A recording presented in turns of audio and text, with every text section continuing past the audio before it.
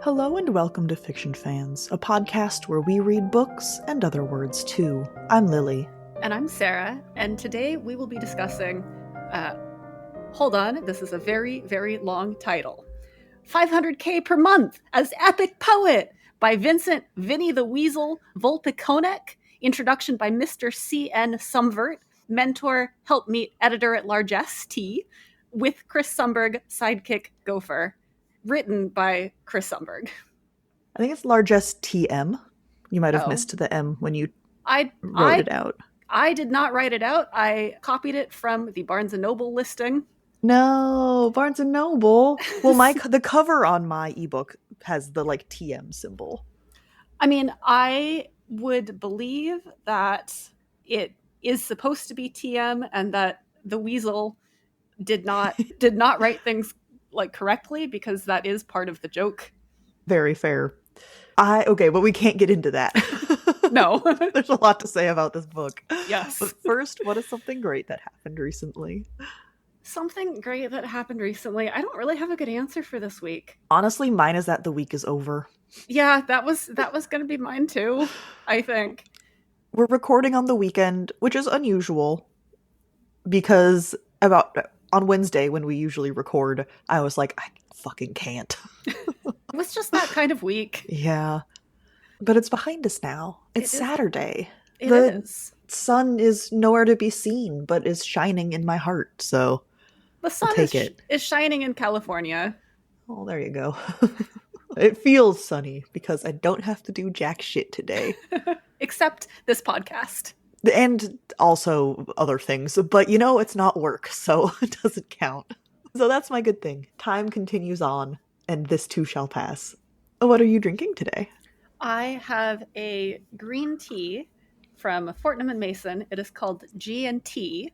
It is green tea with juniper and a hint of cucumber.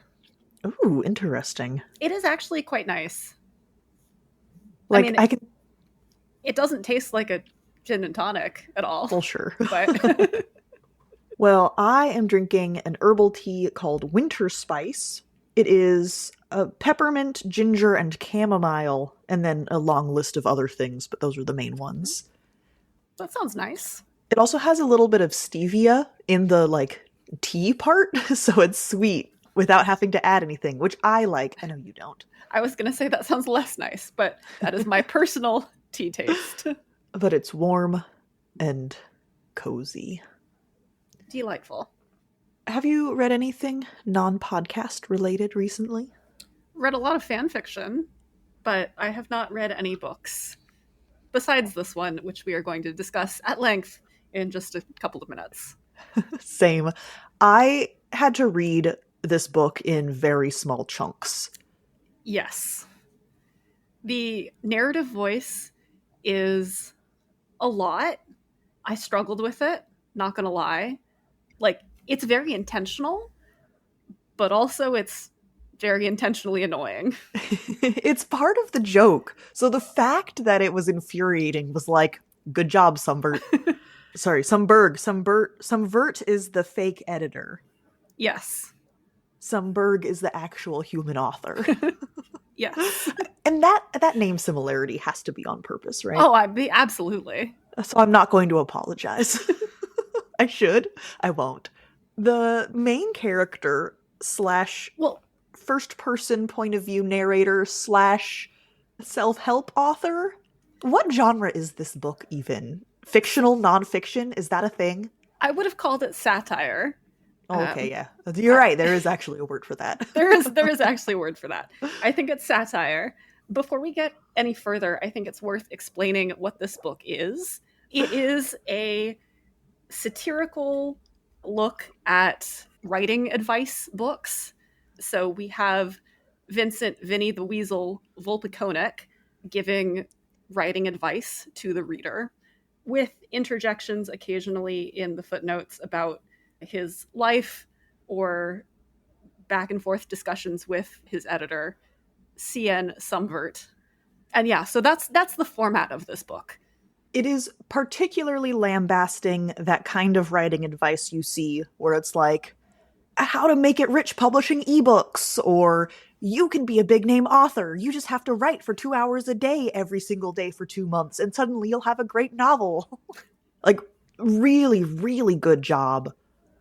It's just absolutely on the nose with all of the aspects that Chris Sumberg, the actual human author, is parodying, but makes it a little insufferable.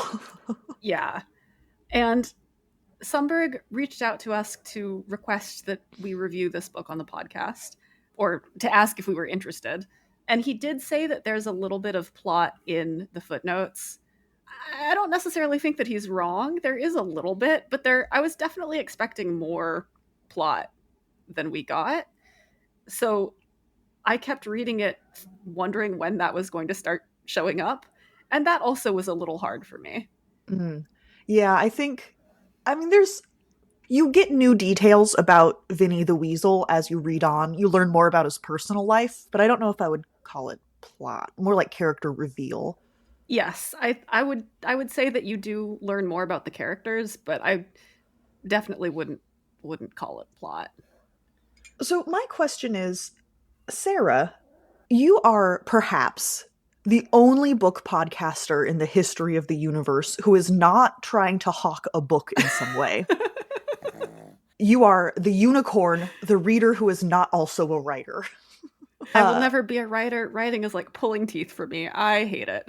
So how did these jokes land? I mean, now you're not perhaps the run-of-the-mill reader because you do interact with this industry quite a bit through the podcast, and so you are familiar with behind the scenes maybe more than the typical reader is. But did the jokes about writing craft land for you?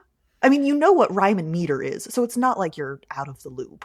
Yeah, I mean, I think that everything is like obvious enough that even if you're not a writer, it's still funny, right? Mm-hmm. Like some of his advice about screenwriting, where he says something along the lines of each page of script is a minute of Video. Mm-hmm. Video, yeah, of content. So if you just space out the words and the letters on the script, that's still gonna be a minute of content, and you've expanded your script.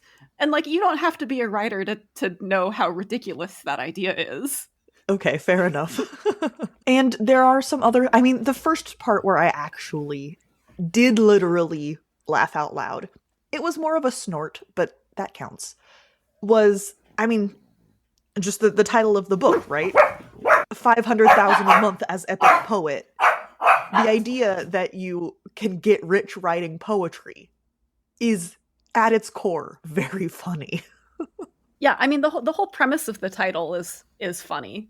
And the idea that there are only two audiences, what was it?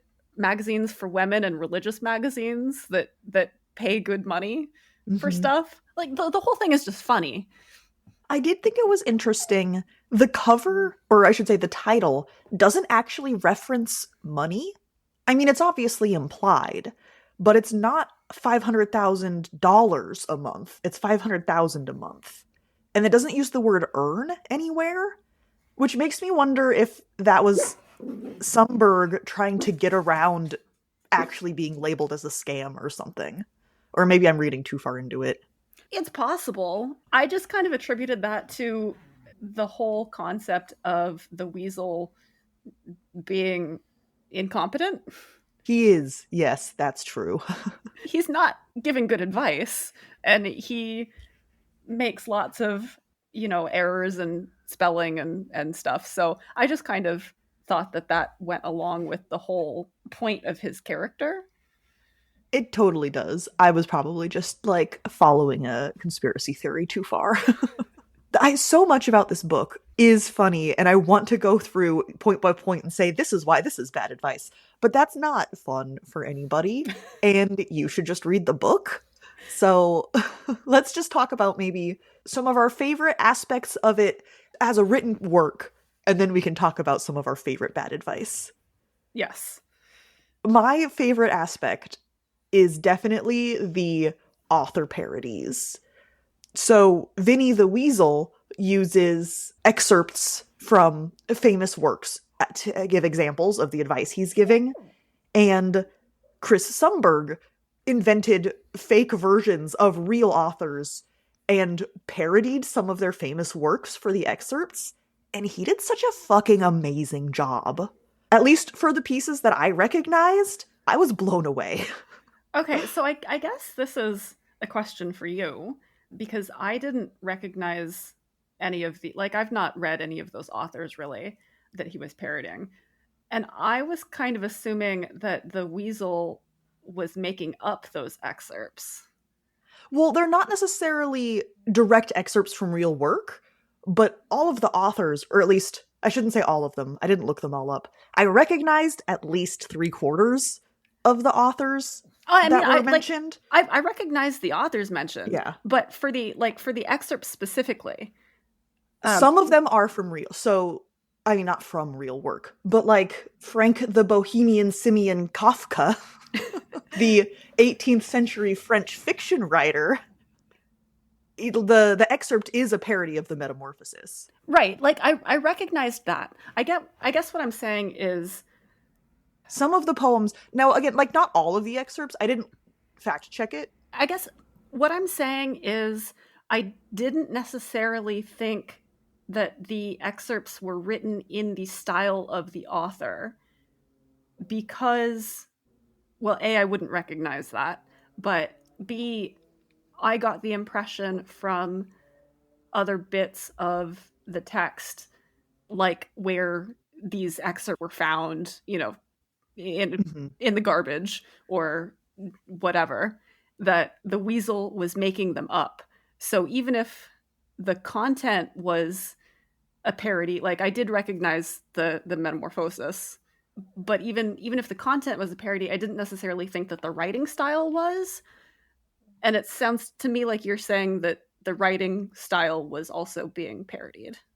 Well, I don't know about in the fiction of this story. Yeah, okay, maybe not. But, I mean, those were excerpts that Chris Sumberg wrote himself, definitely. Well, yes. And it's not... It's like the Hemingway versus Kafka prose. Like, you can definitely tell that he was going for those two different authors. And obviously it was like a silly, exaggerated version of it, but like absolutely hit the nail on the head. Okay. Yeah, that's something that, because I haven't read much or anything of any of them, like I just didn't pick up on. Oh my god, the Mr. Walter Crazy Legs Whitman excerpt was so good, Sarah. You'll just have to take my word for it. I mean, I found the excerpts funny, to be clear. I just didn't get the layer of parody, I guess. There is that additional layer, and I just, like, hats off to Sumberg, because he did a really, really good job. It's hard to capture the style of something without, like, taking it so seriously. I don't know. It was very enjoyable. If you've read these in class and are like, yep, I see what you're doing there. Or on your own. It doesn't have to be for class. That's just where I read most of them. That's what I recognize most of them from. I didn't recognize any of the playwrights. I'm just not a big play person. I recognize the playwright names. I've not read a lot or seen a lot of plays by them, but I am a big theater person, so. And by the time I got there, I trusted Sumberg enough that I was like, I am assuming that this is as spot on as the poets. So that was definitely my favorite part. It was just like how truly well he pulled that off. Yeah. I'm not sure what I would say my favorite part was. I think my favorite part was some of the absolutely bonkers advice that the Weasel gives, but we're going to talk about that a little bit later, so I'm not going to go into it now. I think I did have a little bit of a rougher time with this than you did, possibly because, like, I'm not a writer and I have no interest in being a writer, so it didn't hit quite as hard for me. And I struggled with the voice, which, as we've said, was intentional. Yeah. But was really grating. Sumberg effectively pissed us off. What got too much for me, well, the style that Vinnie the Weasel is writing in, he capitalizes a couple of keywords, but every time they come up, which just made sort of the mental cadence of reading absolutely bonkers and also infuriating. Yeah, that was kind of miserable. Like, funny, but also kind of miserable. I think I might have highlighted an example. One second. Oh yeah, Alberto Dr. Death Canu. I'll stop enjoying how great the fake authors were. Just know that makes the book so worth it. The fake authors were great. They really were. I did enjoy that part. I know that there was a sentence that I was like, this is it. This is the perfect example. I'm going to try to read this to give you a sense of the typography. On the other hand, if you have obtained a good blurb, perhaps even from the advancing big shot in question, and if you have earned many sacks of money, then simply stare back hard and with authority.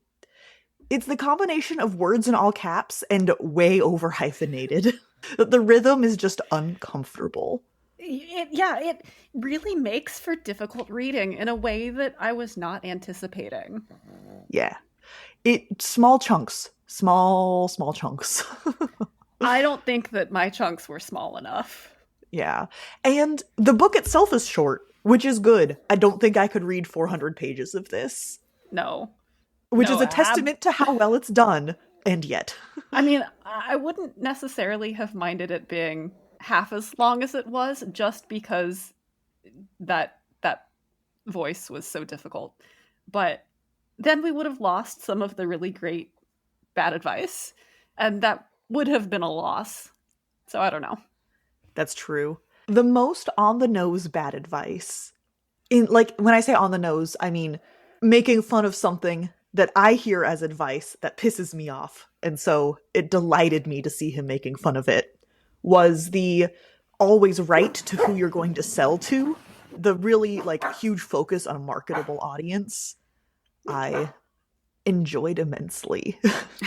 I think my favorite bit was how to get a more famous author to write a blurb for you. Yeah. Because it was so over the top. I mean, the whole book, all of the advice is over the top, but this gave an example. The Weasel gives an example of getting a blurb from someone who enjoys clay pigeon shooting or something.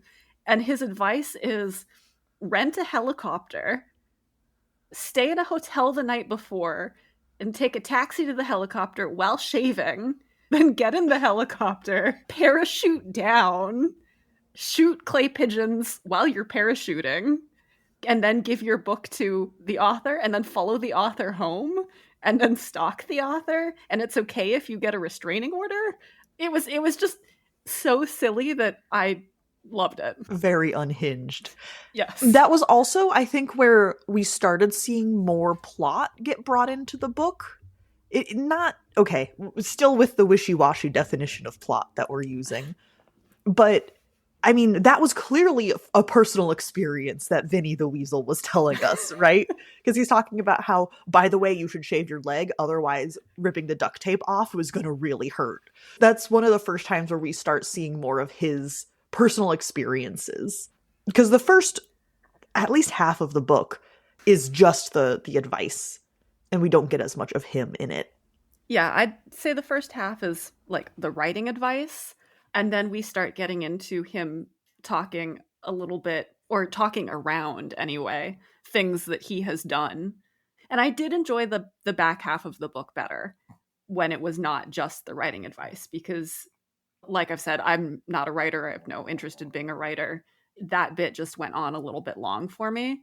But when it was less about that, it became more enjoyable. My favorite piece of bad advice is the one that I feel personally attacked by, which is how you must have absolute silence at all times when writing, and there can be no interruptions or distractions at all. And then Vinnie the Weasel goes into how to get rid of your annoying wife or wives, as he's on his 5th divorce or something. How to alienate your children so they don't want your attention. Obviously, I haven't gone that far, but I have definitely gone through phases of like, I can't write because the environment's not perfect. And so I did deserve that call out. And then the comment later, like, you have grueling days of 20 whole minutes of writing. And I was like, oh no, oh no. And I think that's part of why this book works despite Vinnie the Weasel's character being so off-putting, is because it is salient in the points that it makes. Yeah, I mean, I think that it is effective satire, certainly. Mm-hmm. And definitely, like, if you've studied English or are doing writing and have encountered some of this advice, you would definitely enjoy it. It's good to hear that Sarah also enjoys it. I did also enjoy it, although if you are not a writer, you might struggle with the first half of the book as I did. It's just not as relevant, I think. Yeah, it's not as relevant. Like, you don't, it's funny, but I don't care about 40 pages or however many pages of bad writing advice necessarily. What about the famous editor and writing groups that you have to pay to be a part of? I thought that was very funny. That was also very good. It's just like, yeah, a lot of that stuff was just so well done. It's very on the nose. Yeah, absolutely. Oh, Vinnie the Weasel talks about fair use versus crap use when you're getting your work published, around the lines of whether the publication pays you, etc. And so I was wondering, Sarah, where you thought our lit mag Solsticia would fall on Vinnie the Weasel's scale. Scale, yeah. I don't actually remember what his scale was. Let me find it. Actually, that was another thing while you're looking for it. That was another thing that I really enjoyed about the book, how wrong his definitions of things were. Oh, so wrong. I mean, they were so wrong, it was delightful. Yeah. All right, this is for his definition of fair use. This is a far too common payment ranking from the writing world's pay scale rating system. This informal payment system, developed by code-breaking resistance writers during the Second World War, ranks how well, or how very, very badly, you are paid for your work. Thusly, 1. Sales to small, non-paying, quote-unquote literary magazines are termed crap use. 2. Sales to medium-sized, kind of paying magazines, fair use. 3. Sales to filthy large magazines, far less than expected use. See also theft use and used use. I think Solsticia falls between 1 and 2. We are tiny, but we do kind of pay. I would agree with that. We definitely fit the size of the first. Crap use, yes. But we do pay. Yeah, anyway. I did feel called out by the literary magazine, though. I was like, hey, I do one of those. Yeah, there's a lot in here. We're not just going to list all of it. That's what the book is for. Overall, yeah, who should read this book? That's a hard question. I don't usually struggle as much with my answer. If you have ever heard writing advice, especially writing advice someone is trying to sell other people, and rolled your eyes. Yeah, I do think that if you are a writer, you will find more of this funny than if you are not a writer. But there's, like we've said, there's enough in there that you don't have to be a writer to read it. But it does help. And the format of it, because it's not a narrative, I think this could be a really good, like, oh, you're reading for a couple of minutes while you're waiting for an appointment or something. You're not going to forget where you are. You're not going to have to, like, catch back up with what's going on. There's not really a plot as such. I mean, I know we've been a little wishy-washy about plot. You learn stuff about the characters, but there's not really continued action that has a climax or anything. But I think the ideal way to ingest this book would be in small bits, downtime. So if you... what am I trying to say? I tried to break it up by chapter, and that worked really well for the latter half of the book.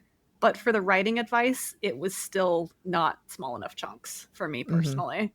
Well, like, if you're in the middle of a huge book and you're like, I don't have the bandwidth to read, like, some of this epic fantasy with 1,000 names right now, I just have 10 minutes to kill some time, like, use this book to fill in the gaps.